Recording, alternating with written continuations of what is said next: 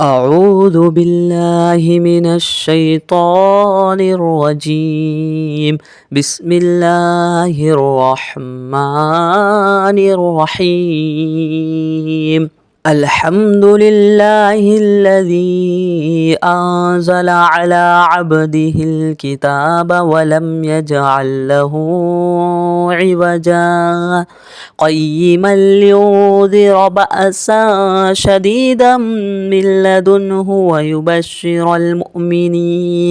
المؤمنين الذين يعملون الصالحات أن لهم أجرا حسنا ماكثين فيه أبدا وينذر الذين قالوا اتخذ الله ولدا ما لهم به من علم ولا لآبائهم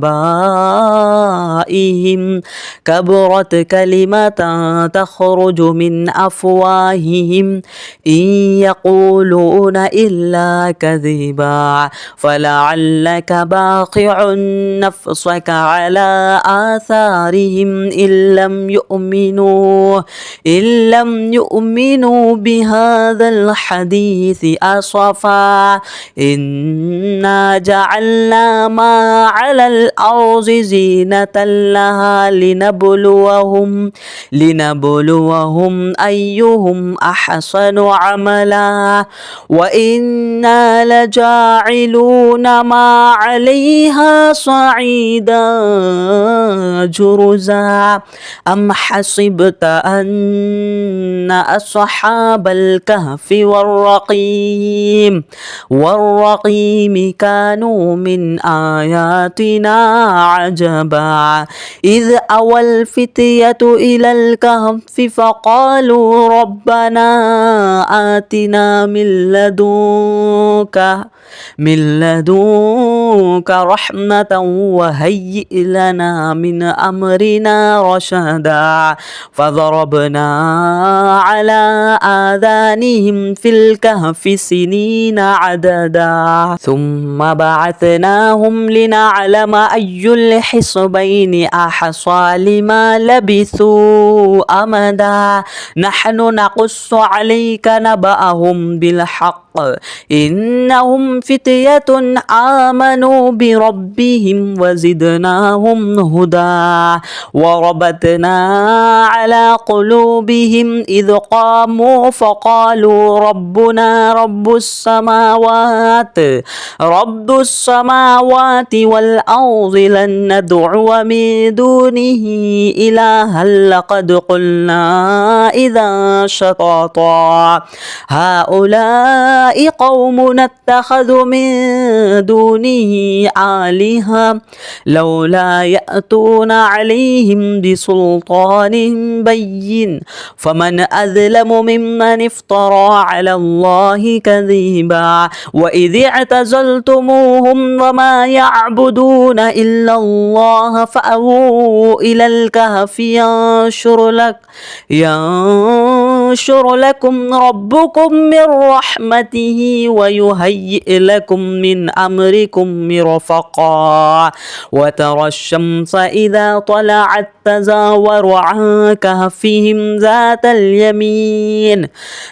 اليمين وإذا غربت تقرضهم ذات الشمال وهم في فجوة منه ذلك من آيات الله من يهد الله فهو المهتد ومن يضلل فلن تجد له وليا مرشدا وتحسبهم أيقاظا وهم رقود ونقلبهم ذات اليمين وذات الشمال وكلبهم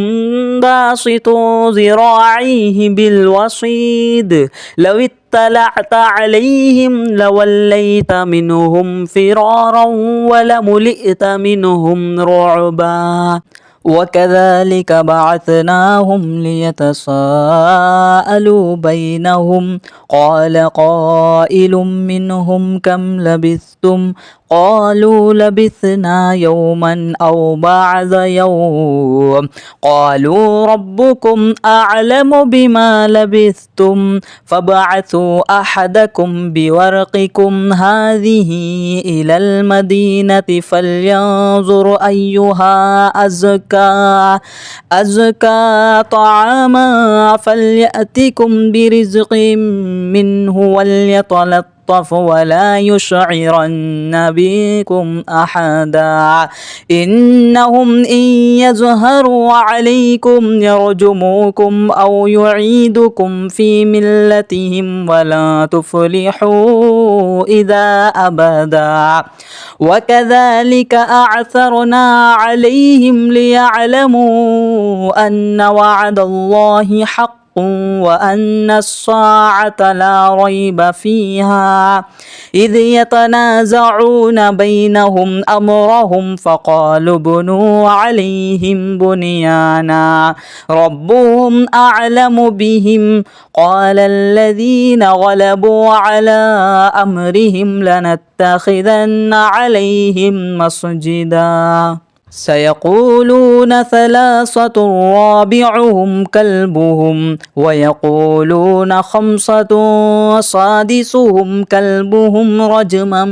بالغيب ويقولون سبعة وثامنهم كلبهم قل رب أعلم بعدتهم ما يعلمهم إلا قليل فلا تمار فيهم إلا مراء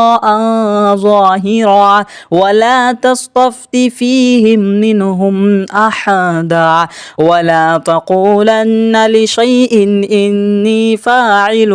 ذلك غدا إلا أن يشاء الله واذكر ربك إذا نسيت وقل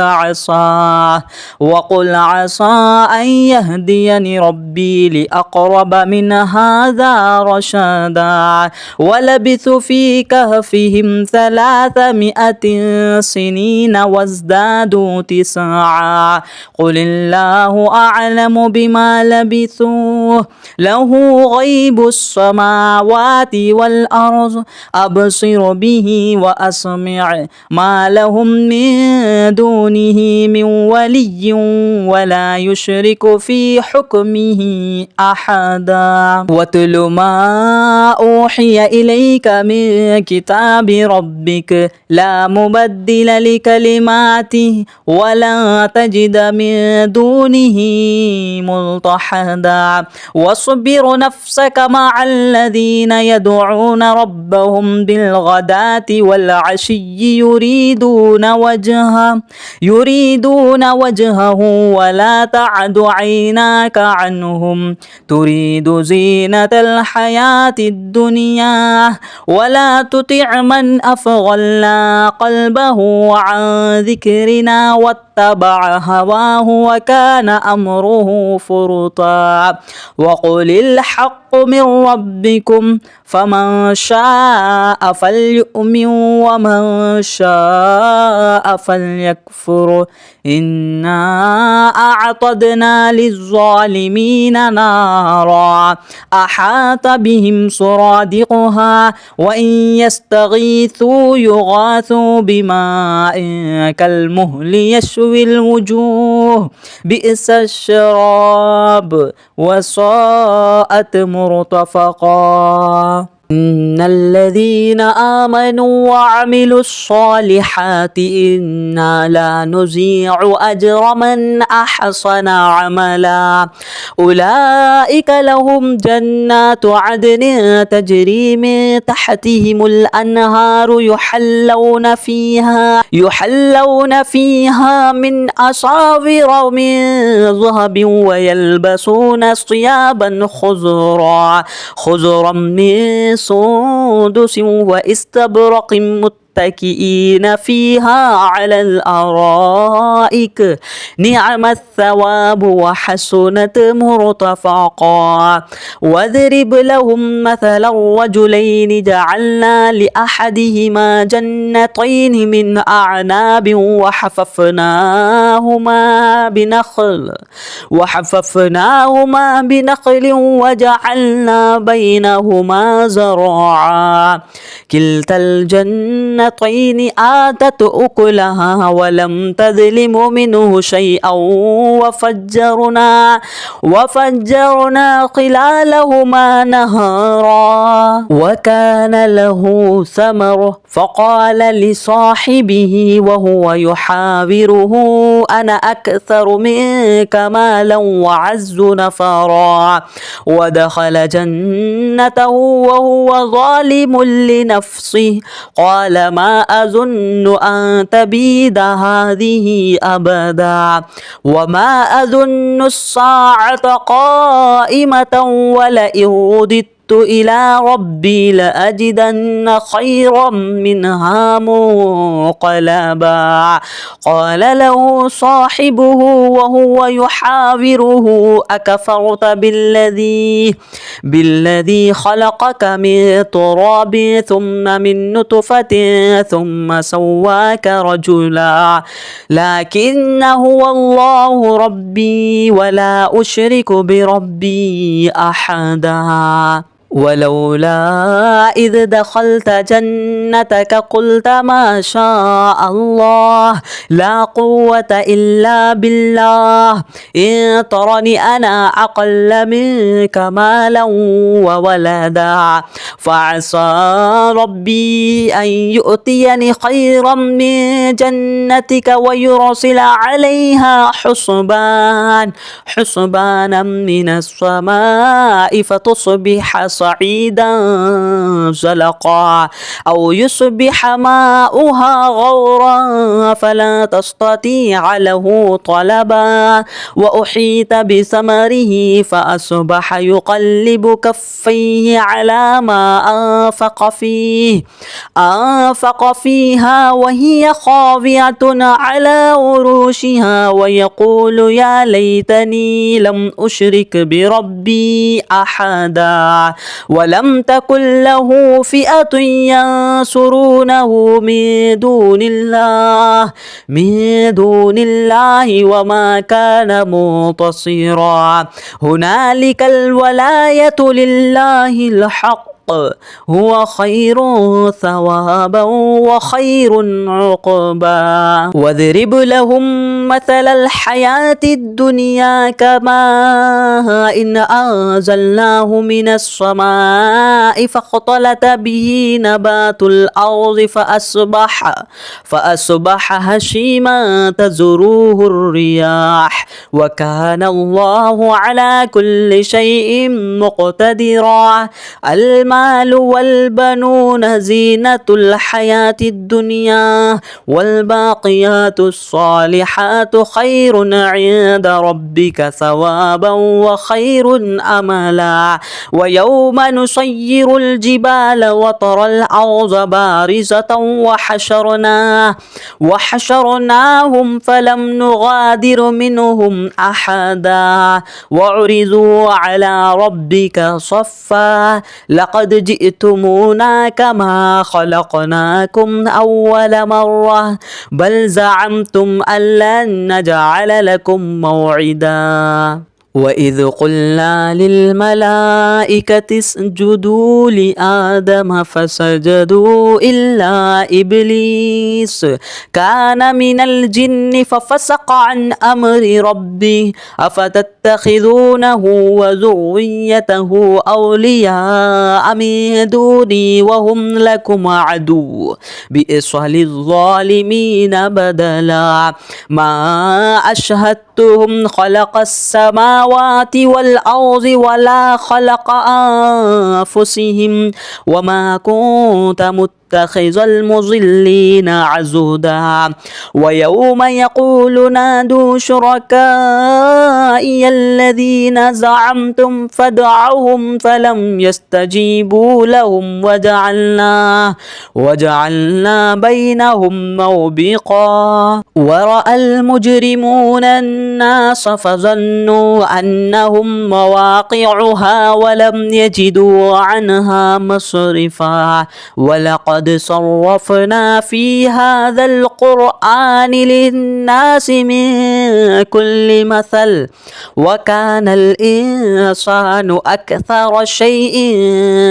جدلا وما منع الناس أن يؤمنوا إذ جاءهم الهدى ويستغفروا ربهم إلا أن تأتيهم سنة الأولين أو يأتيهم العذاب قبلا وما نرسل المرسلين إلا مبشرين ومنذرين ويجادل الذين كفروا بالباطل ليدحضوا به الحق واتخذوا آياتي وما أنذروا هزوا ومن أظلم ممن ذكر بآيات ربه فأعرض عنها ونسي ما قدمت يداه إنا جعلنا على قلوبهم أكنة أن يفقهوا وفي آذانهم وقرا وإن تدعهم إلى الهدى فلن يهتدوا إذا أبدا وربك الغفور ذو الرحمة لو يؤاخذهم بما كسبوا لعجل لهم العذاب بل لهم موعد لن يجدوا من دونه موئلا وتلك القرى أهلكنا لهم لما ظلموا وجعلنا لمهلكهم موعدا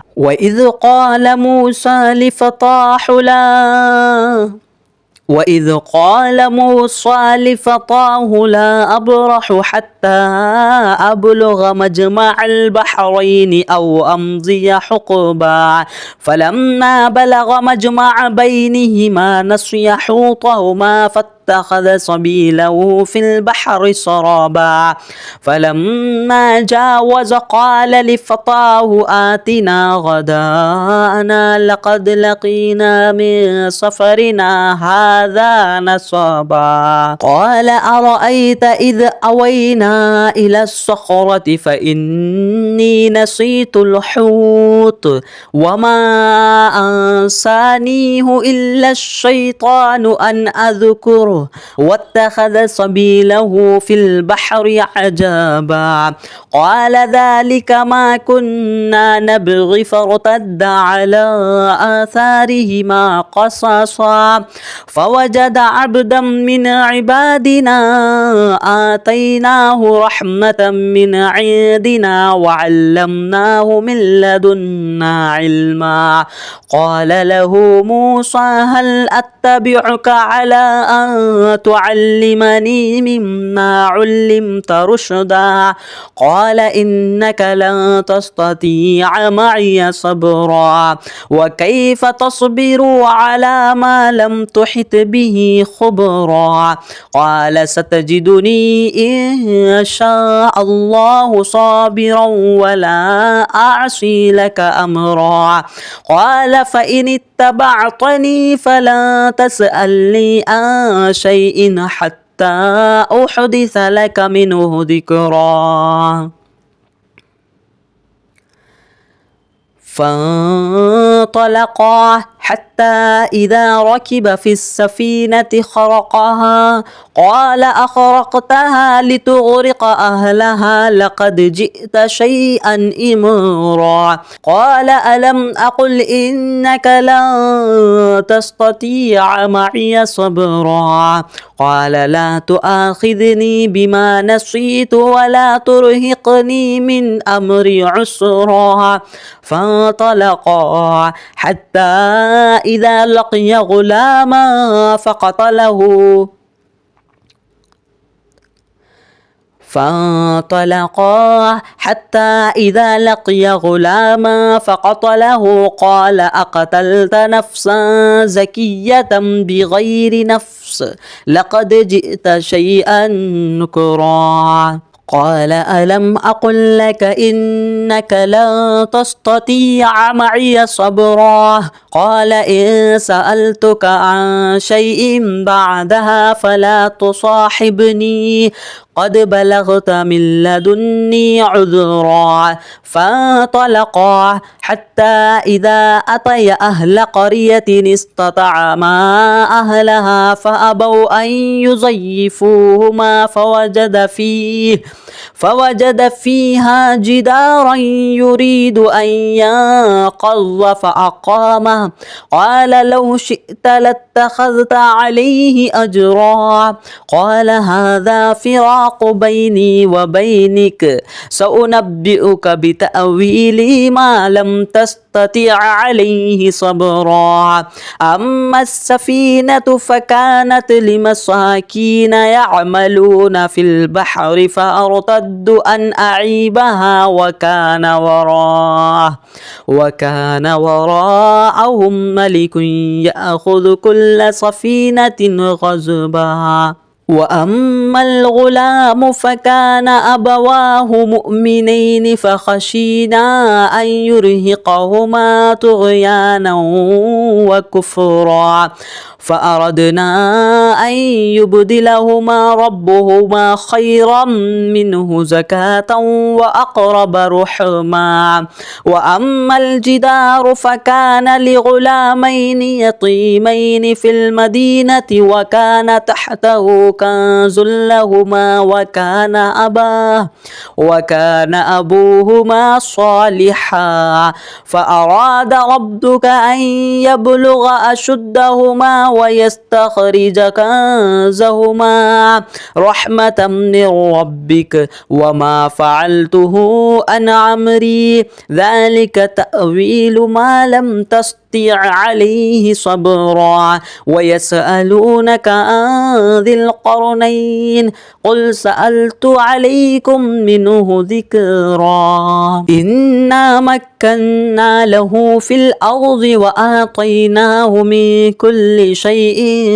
سببا فأتبع سببا حتى إذا بلغ مغرب الشمس وجدها تغرب في عين حمئة ووجد عندها قوما قلنا يا ذا القرنين إما أن تعذب وإما أن تتخذ فيهم حسنا قال أما من ظلم فسوف نعذبه ثم يرد إلى ربه فيعذبه عذابا نكرا وأما من آمن وعمل صالحا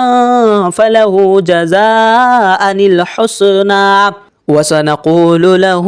من أمرنا يسرا ثم أتبع سببا حتى إذا بلغ مطلع الشمس وجدها تطلع على قوم لم نجعل لهم من دونها سترا كذلك وقد أحطنا بما لديه خبرا ثم أتبع سببا حتى إذا بلغ بين السدين وجد من دونهما قوما لا يكادون يفقهون قولا قالوا يا ذا القرنين إن يأجوج ومأجوج مفسدون في الأرض فهل نجعل لك خرجا على أن تجعل بينهما وبينهم سدا قال ما مكني فيه ربي خير فأعينوني بقوة أجعل بينكم وبينهم ردما آتوني زبر الحديد حتى إذا ساوى بين الصدفين قال انفخوه حتى إذا جعله نارا قال آتوني أفرغ عليه قطرا فما استطاعوا أن يظهروه وما استطاعوا له نقبا قال هذا رحمة من ربي فإذا جاء وعد ربي جعله دكا وكان وعد ربي حقا وتركنا بعضهم يومئذ يموج في بعض ونفخ في السور فجعلناهم جماعا وأعرضنا جهنم يومئذ للكافرين عرضا الذين كانت أعينهم في غطاء عن ذكري وكانوا لا يستطيعون سمعا أفحسب الذين كفروا أن يتخذوا عبادي من دوني أولياء إنا أعتدنا جهنم للكافرين نزلا قل هل ننبئكم بالأخسرين أعمالا الذين ضل سعيهم في الحياة الدنيا وهم يحسبون أنهم يحسنون صنعا أولئك الذين كفروا بآيات ربهم ولقائهم فحبطت أعمالهم فلا نقيم لهم يوم القيامة وزنا ذلك جزاؤهم جهنم بما كفروا واتخذوا آياتي ورسلي هزوا إن الذين آمنوا وعملوا الصالحات كانت لهم جنات الفردوس نزلا خالدين فيها لا يبغون عنها حولا قل لو كان البحر مدادا لكلمات ربي لنفد البحر قبل أن تنفد كلمات ربي ولو جئنا بمثله مددا قل إنما أنا بشر مثلكم يوحى إلي أنما إلهكم إله واحد فمن كان يرجو لقاء ربه فليعمل عملا صالحا ولا يشرك بعبادة ربه أحدا.